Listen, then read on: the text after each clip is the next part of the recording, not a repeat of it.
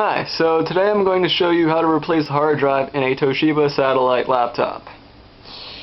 All you're going to need is your Toshiba satellite laptop, the hard drive that you're going to replace, and a small Phillips head screwdriver.